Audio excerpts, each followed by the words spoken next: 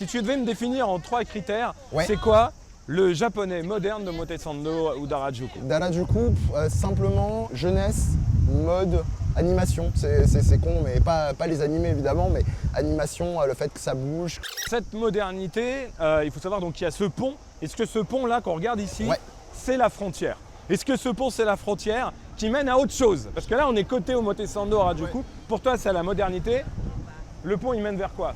Ces fameux arbres, c'est le parc très connu de Yoyogi. J'ai pas mieux que le mot frontière, c'est ça, on rentre dans Frontière. Ouais, C'est du genre, tu passes là, tu te transformes. C'est, Genre, voilà. t'as pas le droit. t'as- C'est le fossé dans Astérix, quoi.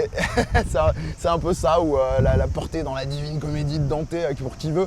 Et ben on est parti, on va donc basculer sur cette frontière. Voilà, on va traverser le pont, attention, hein, on change de réalité, de temporalité, on a pris la pilule bleue, Mehdi. On va Complètement. traverser, on va se diriger vers le magnifique parc de Yoyogi. Ouais. On va quitter les cosplays, les costumes, la jeunesse finalement de Motesando Harajuku pour aller vers quelque chose de plus tradit, hein, puisque notamment le parc Yoyogi qui fait quand même dans les 500 000 mètres carrés. Ouais. C'est pas un parc de rigolo. Ah non.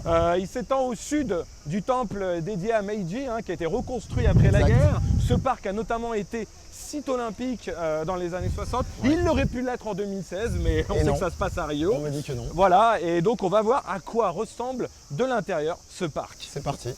One pleasant summer's morning, when all the flowers were springing over.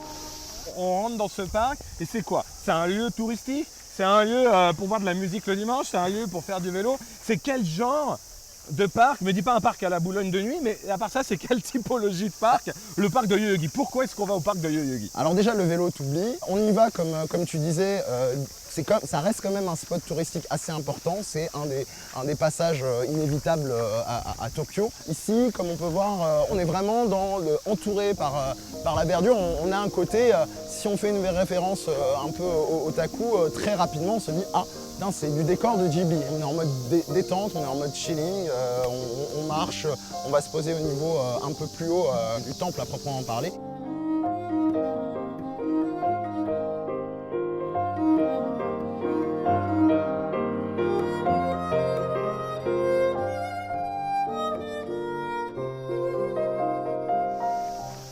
On a un truc super chouette, à côté droit comme côté gauche.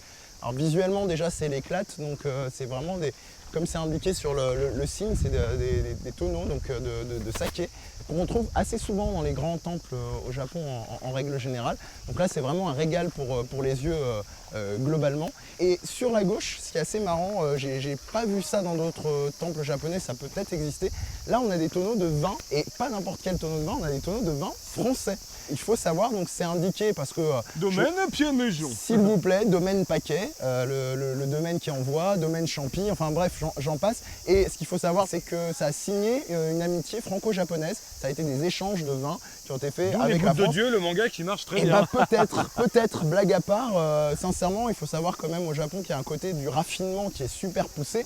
C'est assez drôle et on a les indications avec un petit poème de l'empereur Meiji, de cette amitié franco-japonaise scellée dans le vin, on va dire.